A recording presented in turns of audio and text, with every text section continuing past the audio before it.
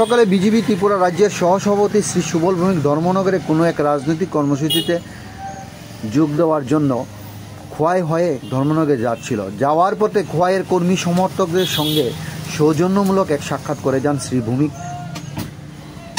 শ্রী ভৌমিক সকলের কৌশলমঙ্গল খোঁজখবর করেন এবং সম্প্রতি ঘটে যাওয়া জম্মু কাশ্মীরে সন্ত্রাসবাদীদের আক্রমণের ঘটনাটি নিয়ে বিস্তারিত আলোচনা করেন।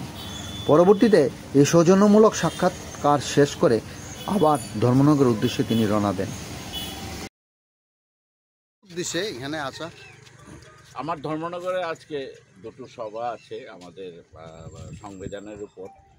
তো পানিসাগরে এবং ধর্মনগরে যাওয়ার পথে আমাদের কিছু কার্যকর্তা তাদের সঙ্গে দেখা হলো। তো আমাদের সাংগঠনিক পর্যায়ক্রমে অনেকগুলো বিষয়ের উপর আমাদের কাজ চলছে সাংগঠনিক। পাশাপাশি আজকে যে দেশের পরিস্থিতি, জম্মু কাশ্মীরে আপনারা দেখেছেন যে জম্মু কাশ্মীরে শান্তি বিরাজ করছে, বিশেষ করে ৩৭০ ধারা প্রত্যাহারের পর শুধু গত বছর ২০২৪-এ জম্মু কাশ্মীরে সারা পৃথিবী থেকে প্রায় ২.৫ কোটি ট্যুরিস্ট পর্যটক এসছে। জম্মু কাশ্মীরের অর্থনীতি সম্পূর্ণ পরিবর্তনের দিকে।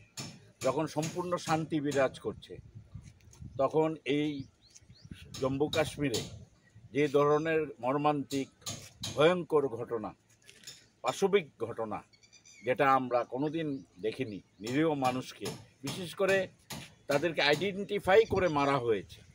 তারা তাদের আই কার্ড দেখে দেখে তারা কোন ধর্মের কি সেইভাবে তাদেরকে খুন করা হয়েছে। এই ঘটনা সারা পৃথিবী, শুধু তো আমাদের দেশ নয়, সারা পৃথিবী স্তম্ভিত বাকরুদ্ধ, সারা পৃথিবীতে নিন্দার ঝড় বইছে।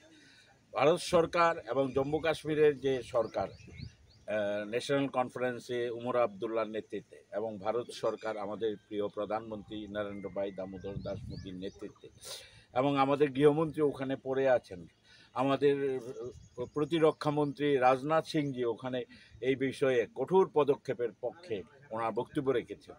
আমাদের বিশ্বাস এই ঘটনায় কঠোর এবং এটা খুব সহসাই কেন্দ্রীয় সরকার, রাজ্য সরকার মিলে পদক্ষেপ নিচ্ছেন। আমরা সারা ভারতবর্ষের মধ্যে সবাই আমরা ঐক্যবদ্ধ।